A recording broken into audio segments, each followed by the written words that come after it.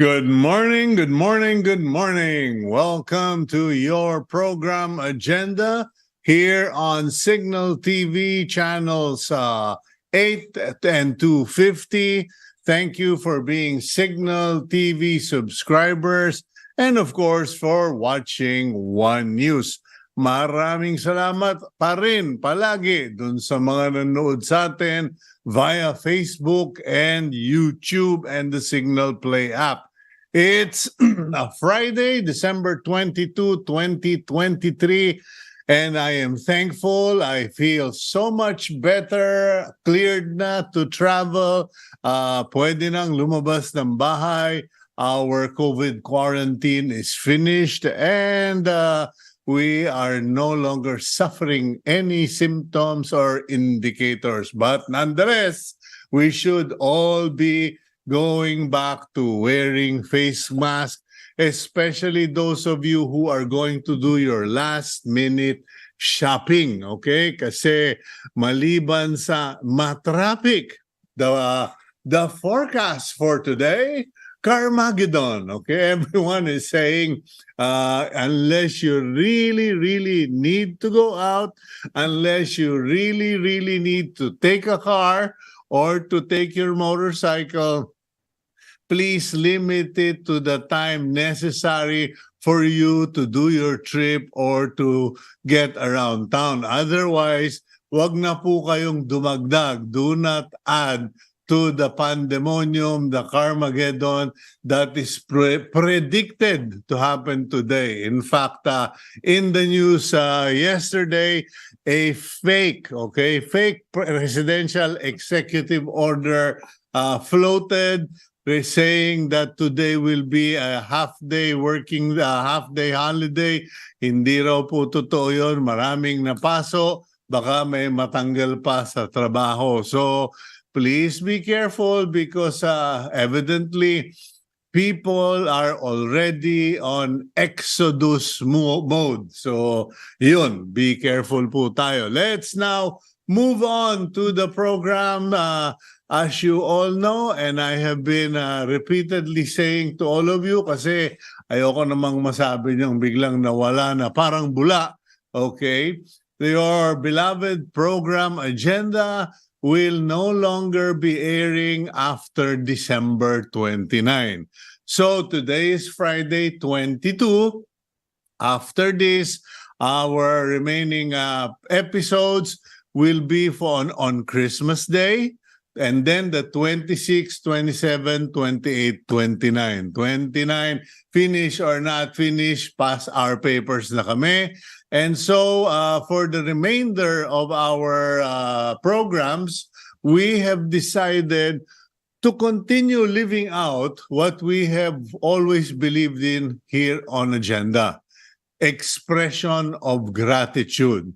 Today, we will do the same. All our guests have been invited, first because they have been kind enough, showed support through the years, been part of our programs, have been our resource persons, and in like manner, we would like to support their agenda. And now that the curtains must come down, we would like to show our gratitude. So, pasasalamat po. Maliban sa pamamaalam, pasasalamat din po ang ginagawa natin. What better way to close the program? So, let's go to our daily starter. And Gab, if you would. Time doesn't heal anything. When it comes to relationships, don't delay difficult conversations. Yan po, no?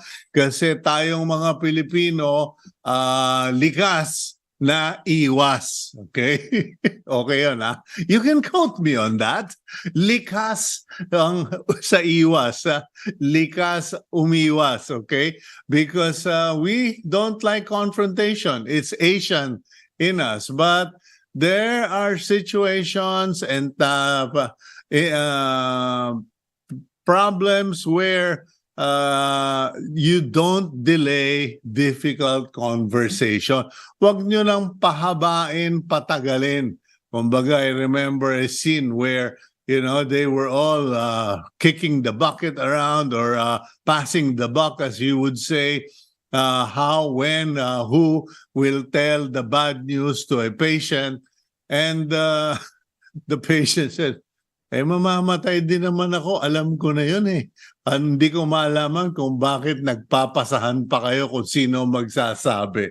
Anyway, that's the thing for today. Time doesn't heal anything when it comes to relationships. May problema, harapin. And don't delay difficult conversations. Those who delay difficult conversations are not helping anyone, most especially themselves. They are just showing their true colors. Okay, let's go forward to our program for today. And I believe we already have a nice lineup. Here is one guest that we will be bringing in. Gab, ano ba? Break ba tayo or diretso na tayo sa bisita? I'm not getting a response. Okay, then let's do the video. Roll out the Betamax to introduce our first guest for this morning. As the country continues to grapple with various issues hounding different sectors, the IBON Foundation has played an active role in pushing for reforms and solutions. The group recently urged government to focus on policies that will improve the purchasing power of Filipinos and boost local production to effectively lower food prices. IBON also criticized the PUV modernization program, which they say will distress thousands of drivers and strand millions of commuters. Aside from these issues, IBON Executive Director Sonny Africa has also spoken to Agenda about other matters such as politics in economics. That's why sa amin, economics isn't just about economics. The politics matters so much. This is a very political budget, but it's not actually economically rational from a development perspective. But it's politically rational. And even the rice price cap implemented earlier this year. The rice caps, unfortunately, it seems to be a very desperate stopgap populist measure. Price controls are a tool, but when you build something, you need lots of tools. Using a single tool like price controls, expecting that to be enough, I think could be very disruptive. What are on IBON's wish list come 2024? Let's discuss that further on today's agenda. Okay, good morning, Sonny Africa. Welcome back to the program. If only for the last time. Kumbaga parang tango in Paris, my friend. Last tango sabay barilan. Okay. Good morning. Welcome to the program. Yeah, good morning, Sir Cito. Anong pagbate? Yeah, new beginnings? Happy new beginnings? Pagkatapos ng agenda. Thanks for the invitation. Touch na, naisip nyo kami with your final shows. Well, I think that is a divine inspiration more than anything because, why make the sad goodbyes? Why do the farewell iyakan blues or make a whole drama of it when we can all just celebrate the time we got to spend together, the topics we got to discuss, and particularly, the agendas of the ordinary Filipinos that you have been able to push for. Now, it's been 5.5 years, and looking back, what do you think were the most important agendas that you and I, or the program, or you yourself, got really pushed for in 5.5 years? Well, alam nyo, sa Betamax talaga, Sir Cito. I think the budget is so important. I mean, that's something that the government passes every year. And then that's something the government can use to show na it's changing things for the better. So sa akin, over anything else right now, that's something that we have been talking about every year. We just passed the last budget. If it's disappointing, we have to talk, para sabi mo nga, di ba, kailangan may difficult discussions. It's nice that we're talking about it. Sana pakinggan. Unfortunately, hindi. Pero it is something to nudge the economy to a better place. Nakakalungkot na it's not happening, but at least you're talking about it. And sana ano man a new beginning sa Sir Cito na we still talk about not just the budget, pero I remember one time we talked about yung production sa economy. Yun ang pinaka-basic talaga. I mean, we're not gonna develop if we're not developing how the economy produces stuff and jobs and income. So sana, yun nga, nabanggit ng Betamax na may wish list or sa intro nyo, sana the government matauhan, let's create jobs, create stuff to be able to create jobs and better incomes for Filipinos. Okay, now looking forward, because one of the things, one of the shifts that we here in Agenda went through, because nung una, we were supposed to be the English program, we were supposed to be the news, current affairs, that was asking tough questions, etc. But then we discovered that it wasn't going to be an easy thing, because a lot of the political personalities, a lot of the experts in government avoided coming to the show. They, it was short of an embargo. Parang iwas pusoy talaga, no? And so we were forced to shift gears. And we found our sweet spot, which was giving a platform to people like, or organizations like IBON, organizations that did not have a media platform or did not get enough exposure.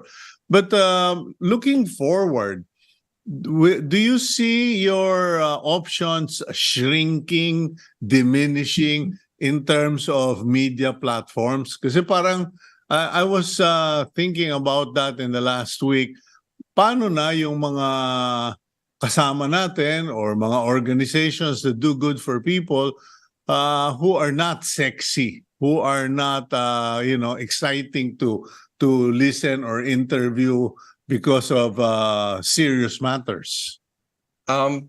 Syempre, sa akin may three layers of problems tayo, no? I think the biggest thing everyone's facing right now, yung disinformation. I think the shifting information propaganda landscape that's so dangerous that it's a glut of nonsense out there. A glut of nonsense, diversion, not shaping people's minds towards the better. Sa akin, that's a fundamental problem. I think not just agenda, but on mass media outfits, press outfits. I think that's something na anyone has to deal with, yung usapin ng disinformation.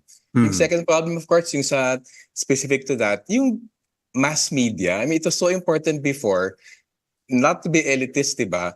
But the gatekeepers in a way matter din. I mean, if you're going to be choosing to broadcast something out there, sana facts-based, evidence-based, sana it's advancing progress rather than sort of regressing things. So I think yung that second layer of problem dun sa mass media in particular, that's problematic. Tapos to be very kind of parochial, siyempre yung problem namin sa IBON, we've been heavily vilified the last 6 years especially. And then to some degree, I think nagka-traction. When you pakinggan yung IBON, they're like supporting terrorists, naninira lang sila. Kaso, we don't mind actually being criticized, pero criticize us sana for what we're saying. Parang bagay nyo, let's have a discussion. Kung may mali kaming sinasabi, let's bring it to that level, hindi yung vilification and red tagging. But I think yung short answer, it is shrinking. I'm actually very sad na agenda's going kasi tama kayo eh. For a mass crowd, kailangan talaga Tagalog, Filipino. That's where you get the political pressure for any change from the ground talaga. Pero I think it's becoming underemphasized right now. We still need intellectuals. It's a fact. It's not being elitist.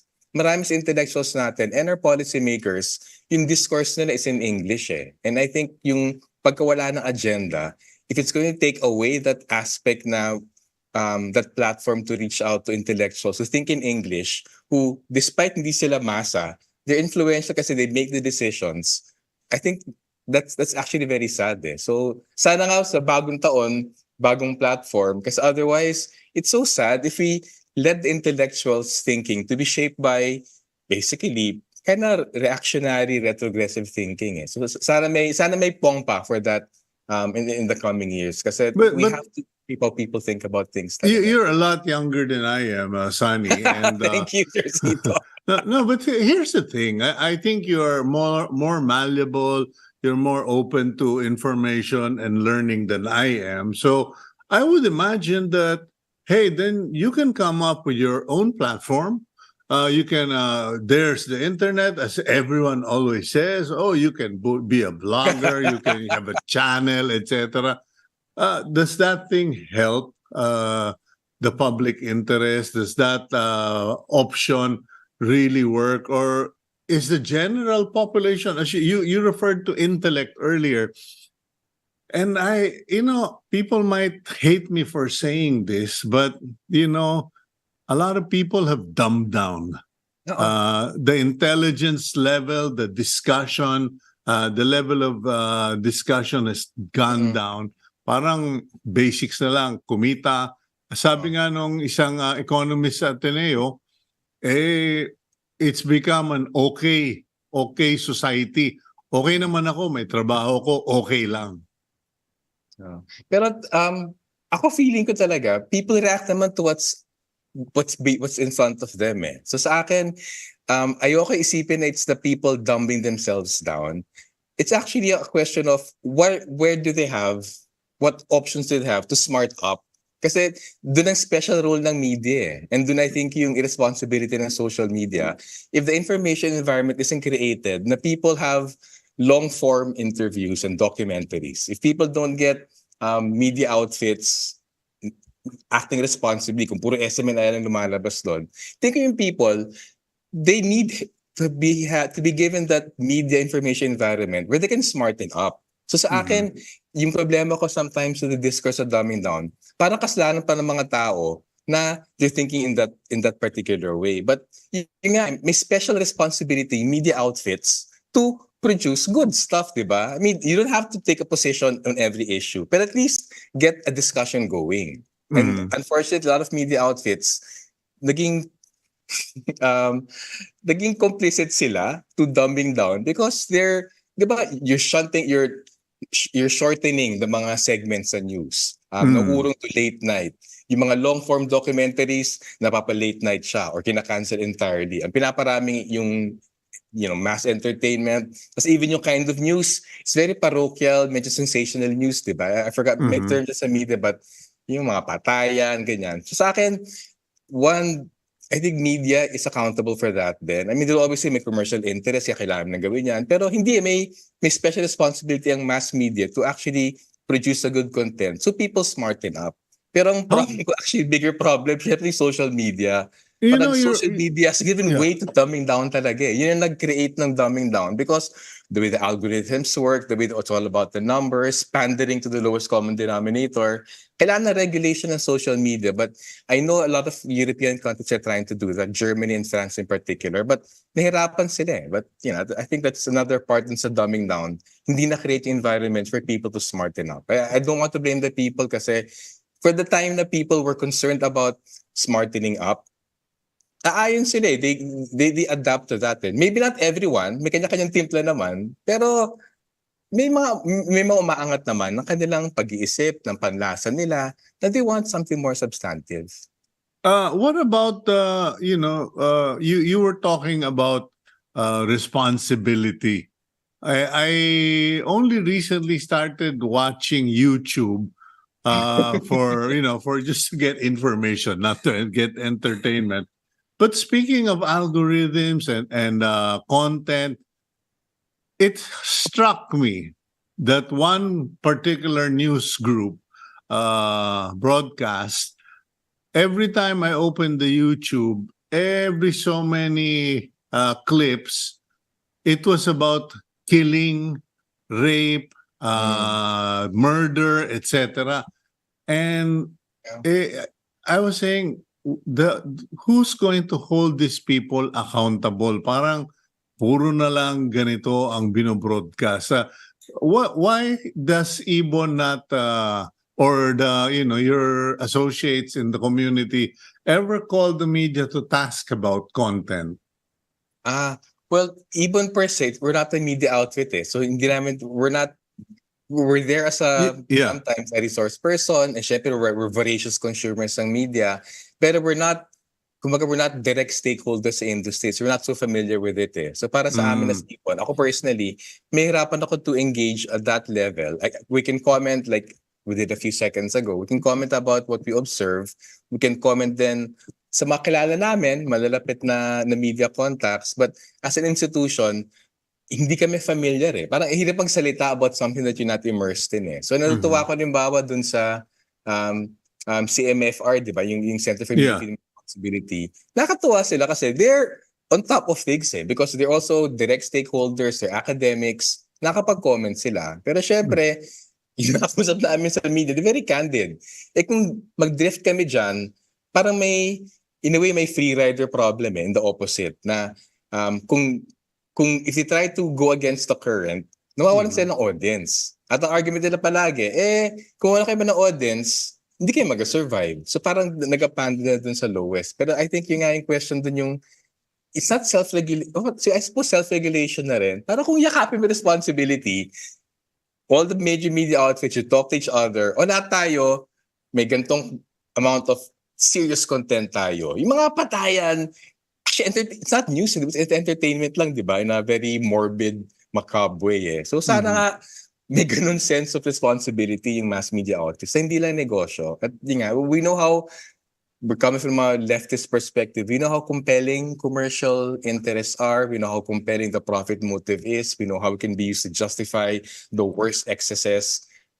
Pero yun nga, unfortunately, media outfits aren't coming from there right now. And they're having a hard time, lalo na with social media, di ba? Parang you swipe away, ay nako, so serious. So TikTok na lang ako, sumasayaw na lang ako.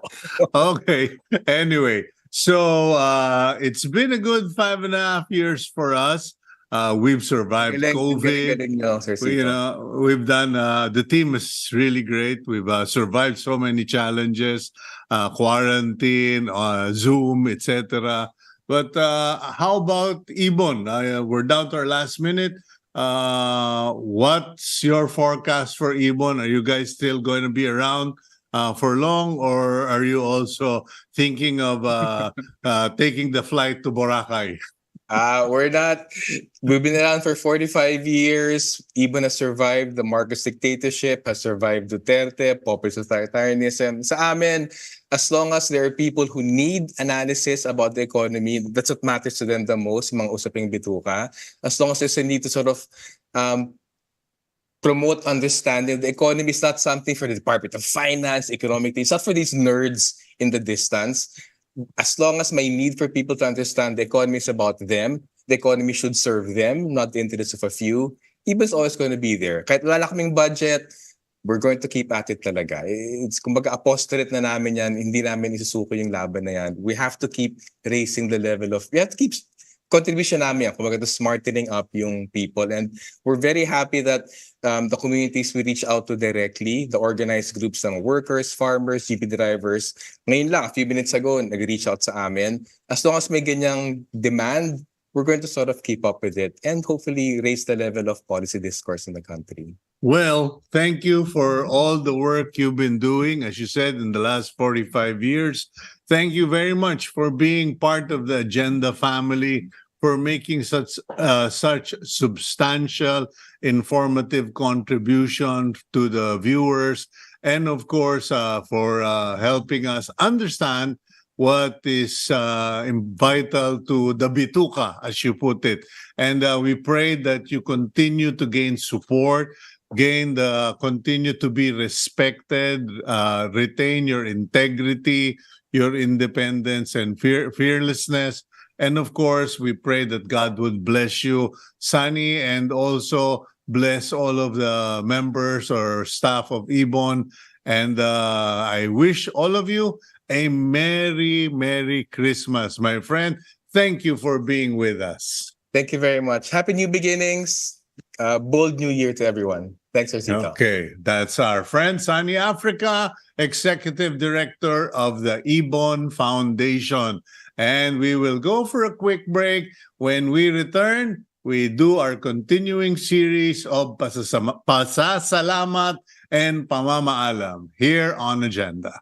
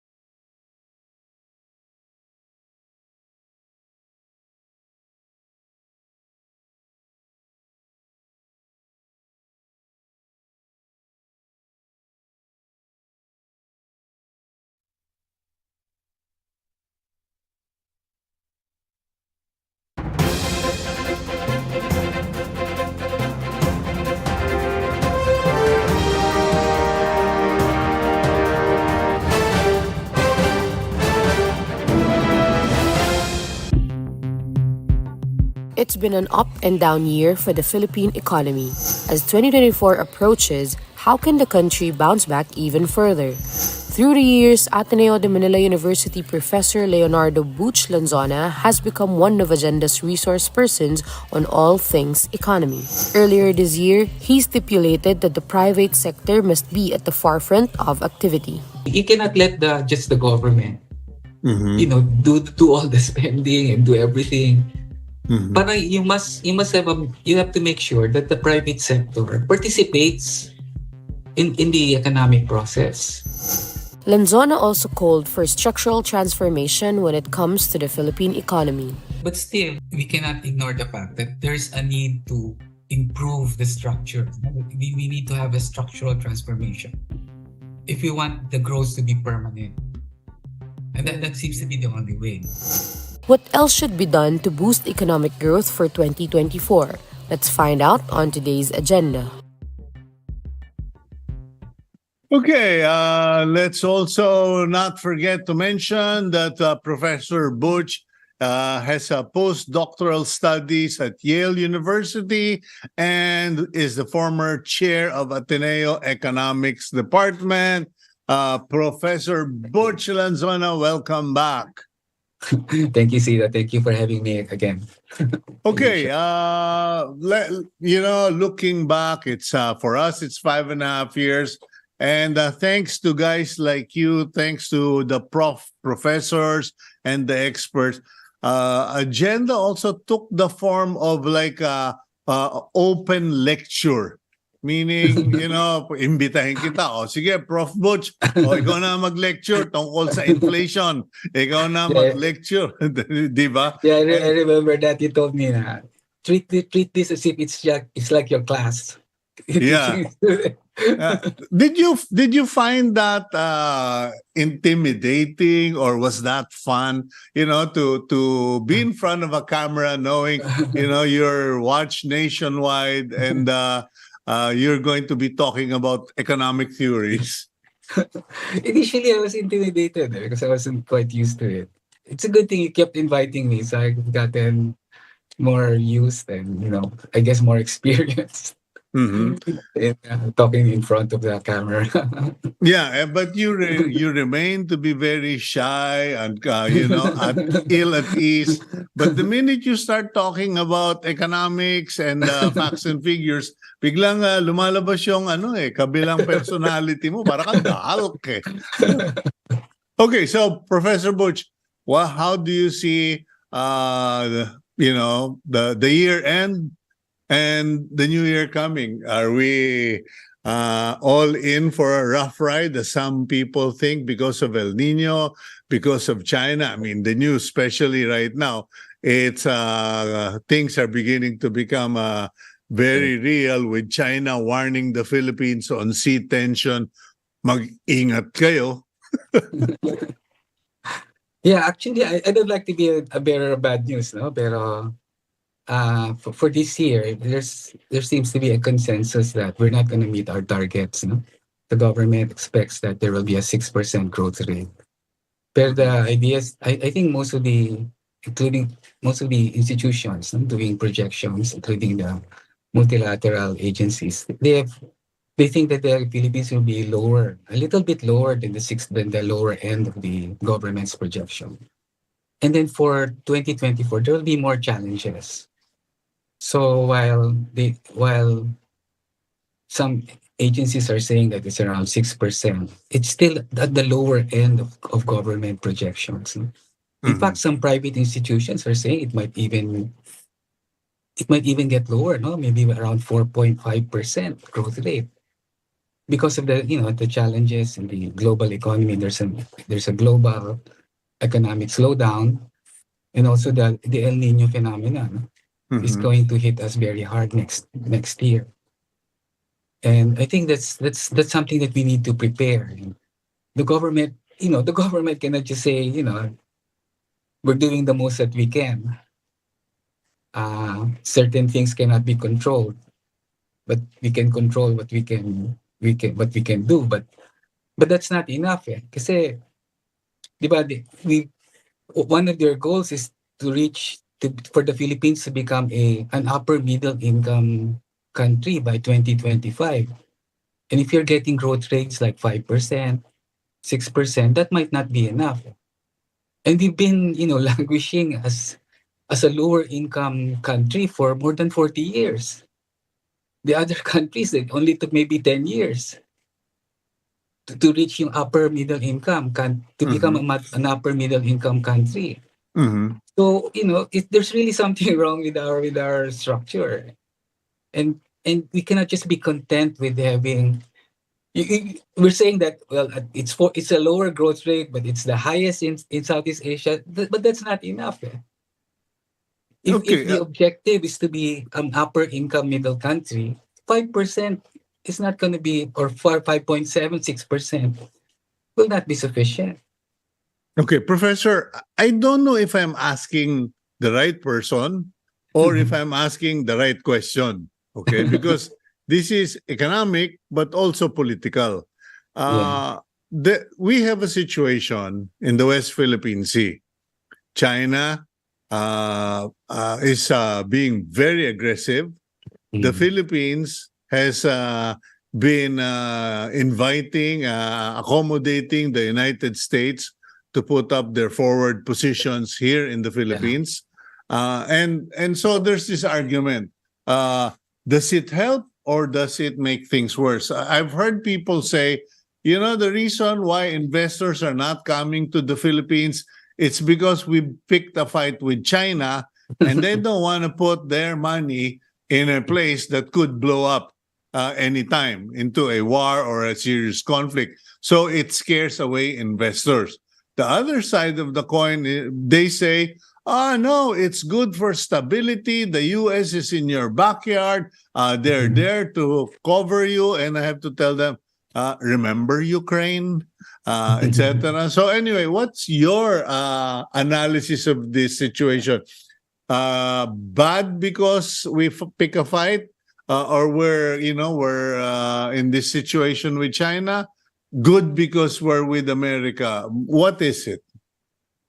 Well, if you look at most of the economic analysis, China has never really figured into the equation. No? Of course, there's a lot of political tension, but it seems to have not really affected the economy. We continue to export to China. We continue to import from China. In fact, it's probably our largest, import destination. No? So I don't think that the political tensions have escalated enough to affect the economic situation. Although, of course, in fact that the slowdown in China may have affected our economy a little, because imports have become more expensive. It's now more difficult to export goods for them. So, but it's only up to that point. I don't think the political tension in the West Philippine Sea has affected the economy. But of course, things might change. That's a problem. No? If the tensions continue to increase, it could reach a level where we might be affected. So I think right now it's not a main issue. No? I think the main Okay. issue is how do we fix our domestic economy? We cannot just blame there all of these political tensions going on around the world. It's really the key towards improving our economy is found here. We need to make changes in our own country. Okay, quickly, Professor Butch, pasensya ka na. Napaka-importante nitong ni-raise mo. Unfortunately, I have very limited time. What would be the top 2 things that we need to do immediately, locally? Yeah, well, first of all, we need to improve our technology. I mean, there's a lot of opportunity for changing technology right now, and technology is accelerating. So if we don't do anything right now, we might be a what do you call this? A latecomer. And if we cannot keep up, the more it would take time to catch up. I think the government has this plan to improve technology, but they're saying it might take 40 years for the Philippines to catch up with the other countries. That's not going to be enough. No, I mean, in 40 years, technology is already so far away Yeah. from. And then I think that's yeah. what would be the second one, Prof. Butch? Well, to be able to achieve that first one, we need to really improve the skills of our workers. We need to improve education. We need to improve Well, training. the reason they said it will take 20 years, Professor Lanzona, is because we have to raise a new generation of children who are nurtured from the womb, fed correctly at birth, and taken care of as they grow, because between malnutrition and miseducation, Yeah. it takes an entire generation. That's why we need 20 Yeah. years. Anyway, Prof. Butch, thank you very much. I do hope I get to visit you in your office one of these days. Yeah. We get to have coffee. You're welcome. Kahit kwentuhan lang. But anyway, Yeah. Merry Christmas, Professor Merry Christmas. Lanzona. Merry Christmas, Cito. Maraming salamat po sa suporta ninyo sa agenda. God bless you and your family. Have a great holiday. Thank you. Okay, that's Professor Leonardo Lanzona, aka Butch Lanzona, Department of Economics, Ateneo de Manila. Buti pa siya, no? May PhD sa Yale. Okay, sir. Thank you. Bye-bye, sir. Bye-bye.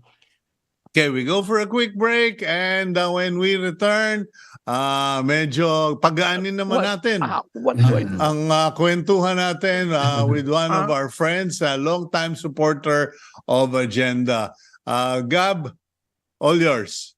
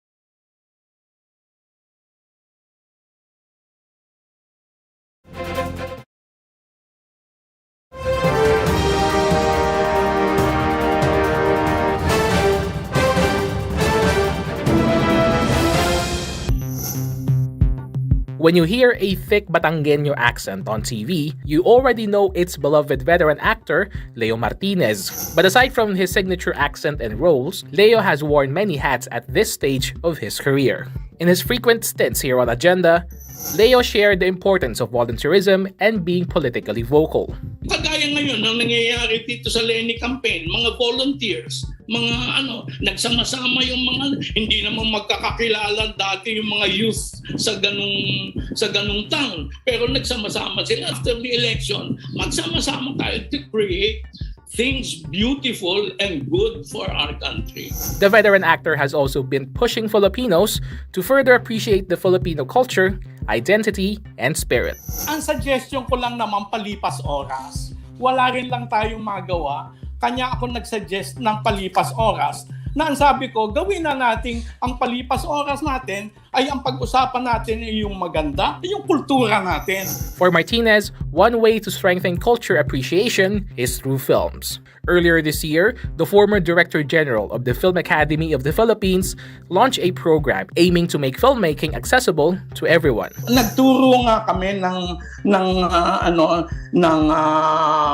filmmaking or audiovisual making. Kasi ang gusto natin, ang kailangan ng pisida, ng creative industry ay dumami ang gumagawa ng videos, no? So, parang you democratize filmmaking. Let's catch up with Leo Martinez on today's Agenda. Good morning, Sir Leo Martinez. Good morning sa iyo, Cito. Nako, tagal na tayo hindi nagkikita at Medyo matagal-tagal na pero lagi naman kita napapanood paminsan-minsan. Ay, maraming salamat. At katulad ng nasabi ko na kanina, ito po yung aming pasasalamat at pamamaalam sa mga sumuporta sa agenda. And syempre, hindi po pwedeng hindi ka kasali because lagi kang laman, isa ka na sa haligi ng agenda over the years. Kita naman doon sa video clip kanina, naka-Amerikana pa ako noon. Oo. At saka pandemic. Pa? Saka, pero tama ka, madami na tayong pinag-usapan through the years. Okay, in fact, naalala lang kita kamakailan because nung namayapa yung kaibigan nating artista, ito, hindi lang yun, itong huli, At saka si Ronald. Si Ronald. Kasi huli ko nakita yan si Ronaldo, sabi niya, ako yung huling natitirang artista sa henerasyon ko, last man standing. Biglang naalala ko ng isang araw, teka, mali yata si Valdez dun buhay pa si Leo Martinez So, ngayon, at saka ikaw matanda ako ng 2 taon sa kanya. Ayun, yun na nga ngayon, Kaleo. You're the last man standing. Ewan ko kung meron pang mga ibang artista of your generation. Although, pasalamat ako because you're very strong, healthy, at ika nga, masaya ang dating mo, kabayan. Aba, oo naman. Gawa naman, wala namang problema. Sabi ko nga, yung aking itinuturo sa aking mga anak at I have learned in whatever state I am to be content. Ayon. Kanya palagay ko yun ang susi ng yung content makontento ka. Pag hindi naman kailangan perfect ang buhay para maging happy and content. Okay, ngayon through the years iba-ibang bagay ang napag-usapan natin. From the very first years I interviewed you, ang napapag-usapan natin lagi kung meron ka mga project, may program. But later on, itong mga nakaraang taon, medyo balik sa bayan. You were talking about democratizing filmmaking. Yeah. Naalala ko, pinromote mo yung doon po sa amin. Oo. Okay, ano na ba situation? Yan ang gusto ko ibalita sa iyo ngayon. Gawa nga, dahil sa Panginoon Diyos, pinagtagpo-tagpo niya yung mga events. Kanya yung usong-uso ngayon. Ang palagay ko, ang dapat gawin natin, makatulong ang mamamayan sa gobyerno, ay itong doon po sa amin. Yung ang nagawa ko, yung doon po sa amin sa Batangas, meron na nga pong batas na PISIDA, Philippine Creative Industries Development Act, no?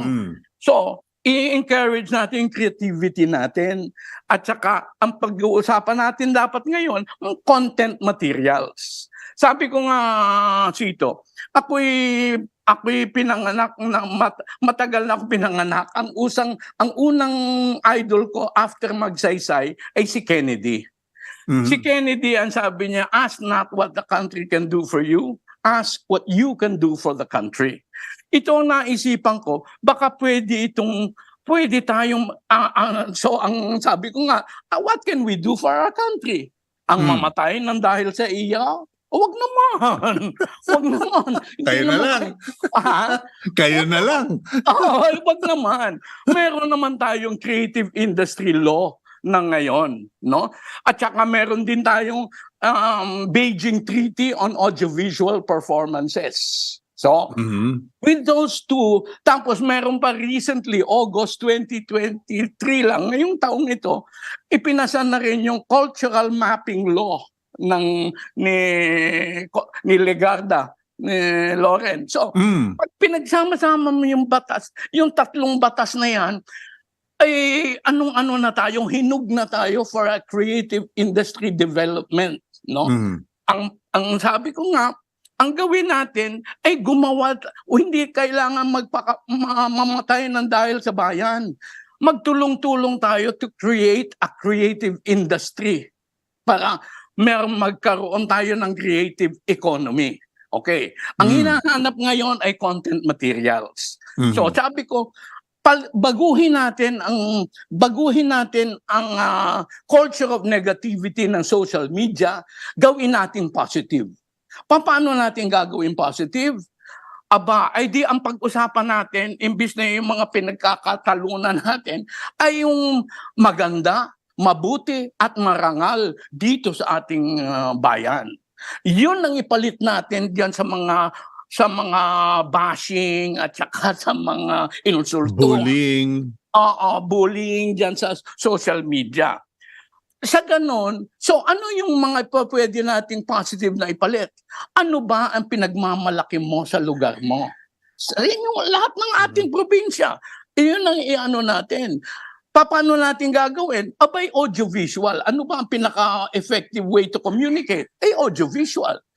Pag audiovisual ang ginawa natin, ay di, ang dami, ay 70% sa atin ay nasa social media. But there are more than 70 million Filipinos are in social media. Ay bakit hindi natin yun doon tayo muna umatake, kumbaga, for our ano ang pagmamalaki natin? Ay yung ang mga na ginawa namin sa Batangas, ay yung mga accomplishments ng gobyerno. Pero aside from that, more important that para mas kultura. Abay, sabi ko nga Leo, sabi ko doon nagturo kasi ako dyan sa Batangas City kamakailan. Oo. Ang audience natin, mga kasama natin sa trabahong journalists and broadcasters. At nabanggit ko nga doon sa isang participant, aba, alam mo ba na wala akong makuhang magandang informasyon tungkol dyan sa Lubo, Batangas? Ba't hindi yan ang isulat ninyo? Tapos may nagsalita naman na tiga Mindoro. Sabi ko, bakit kailangan puro politika ang tinatanong ninyo? Bakit hindi nyo isulat kung ano yung magagandang matutuluyan dyan sa Mindoro? Kasi meron nga kaming bisita. They just literally left this morning back to Holland. And mantakin mo ba namang from Pasig, tumuloy ng Cebu, sa Mualbual, tumuloy ng Siquijor, ng Dumaguete, ng Siquijor, pagkatapos nagpanglaw, sabi sa akin, ang ganda-ganda ng bayan ninyo, Kuya Tito Cito, ang babait ng mga tao, dapat mas maraming makakita nitong kabaitan ng Pilipino. Pero sa atin, hindi natin binibidyo yung mga patawan natin. Imagine, yung Filipino sarcasm daw. Sabi ko, hindi, tawag doon, joke only. Diba? Yan mga ganyan. So, kaya yan ang sinimula namin na nabanggit ko na sa iyo dati, we have to democratize filmmaking. Yes. When you democratize filmmaking, bagay na bagay yan for our creative industry. Kasi malikhain tayo Malikhain ng Pilipino. Ang dami nating pwedeng pag-usapan. At pag kultura ang pinag-usapan natin, walang ubos ang content materials. Can you imagine? More than 80 provinces. Sa amin, Batangas pa lang 80 provinces with so many dialects. So, can you imagine the content materials that we can create? So, ang ginawa nga namin sa Batangas na, by the way, sinuggest ko na ito sa may kausap akong si Yusek Balmusina ng DILG Barangay Affairs, head ng Barangay Affairs, and na-mention ko na ito sa kanya. Sabi niya, baka pwede nating i-replicate yan. Sabi ko, tama, yun nga ang gusto ko sanang mangyari. Ma-replicate natin yung ginawa namin sa Batangas. Paano ba kami nagsimula? Nagpa-workshop muna kami. Oo, napag-usapan diba? natin. Pero matanong ko lang, no? Kasi kakapusin tayo ng oras. Hindi. Pero gusto naman ito matanong ko lang, Leo, nagbabago ba? Nagkaka-interest ba ang tao? Alam ko, pag naglabas ka ng 10-20 second clip sa TikTok or wherever, papanoorin. Pero it's all a question of views. Hindi mo malaman kung na-appreciate ba talaga at nagbago ba ang pananaw ng tao. Well, hindi pa namin ma-measure yan. Hindi namin na-measure pa yan. Pero sa dami ng yung mga winners nga pala namin yung sa ginawa namin sa Batangas, ay ma-view mo sa Facebook page ng Batangas Forum. So, doon mo makikita kung ano ang potential natin sa creative industry.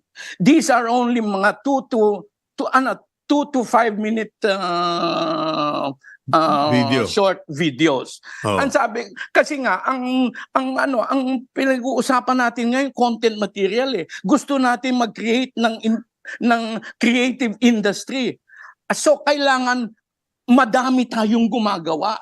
Kung sa traditional lang hindi tayo aabot. Ang tagal noon. Abay, ikaw ba may mga...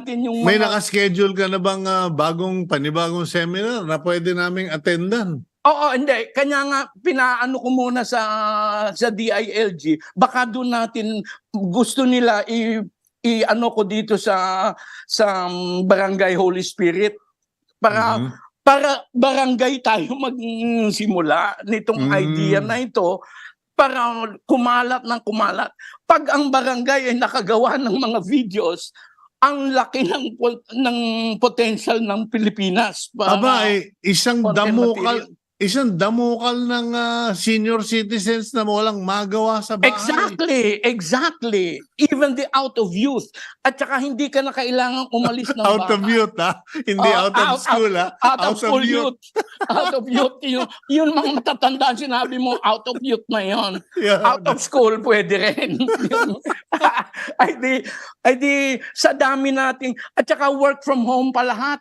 Hindi na kailangan tayo, baka ang iba hindi na kailangan humanap pa ng ibang trabaho. Baka ito na ang maging kung pag naipakalat natin to sa buong Pilipinas, ay di tayo na mag-a-advertise sa mga sarili nating bayan.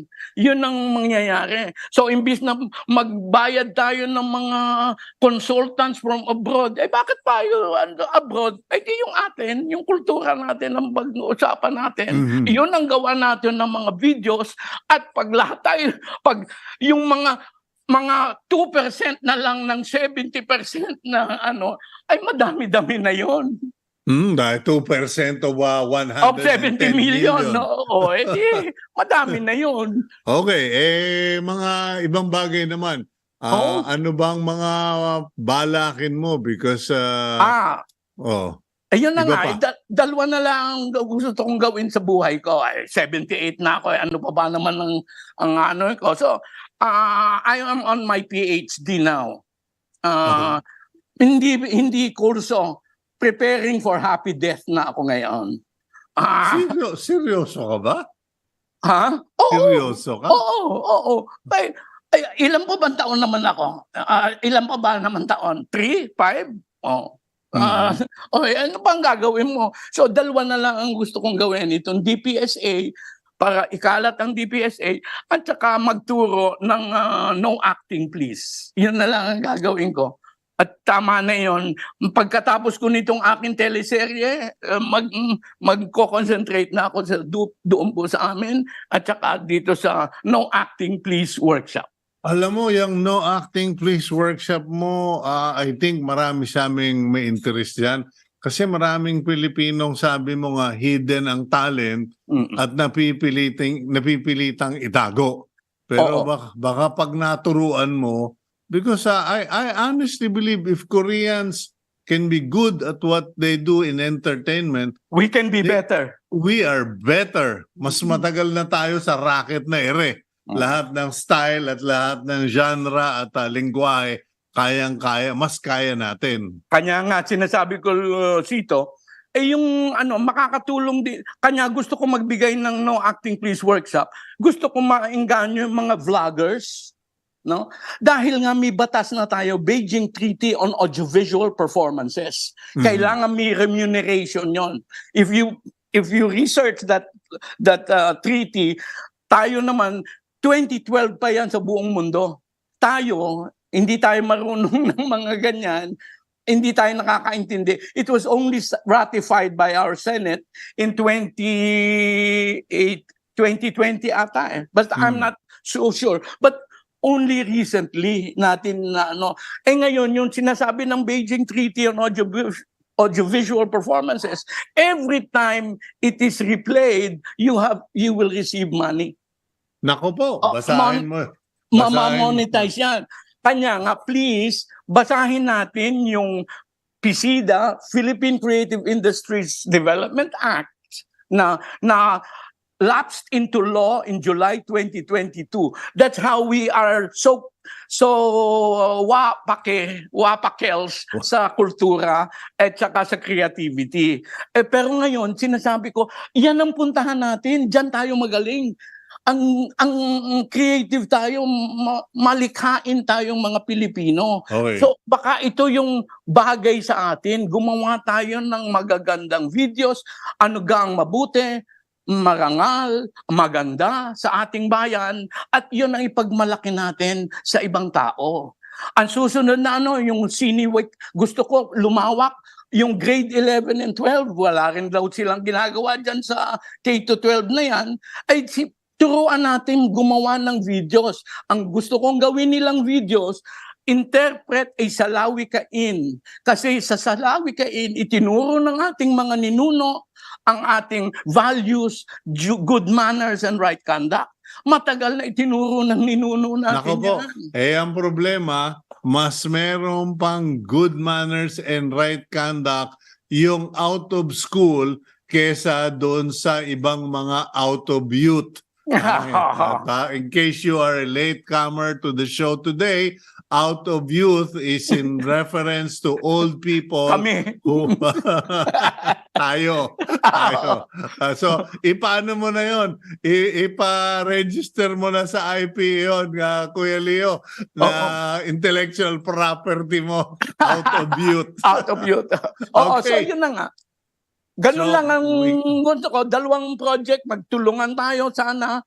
Yung No Acting Please Workshop at saka yung DPSA. Kailangan natin yan para may yung creativity natin ay umunlad. At saka parang lumipad. Dapat paliparin natin ang ating mga utak para sa creativity.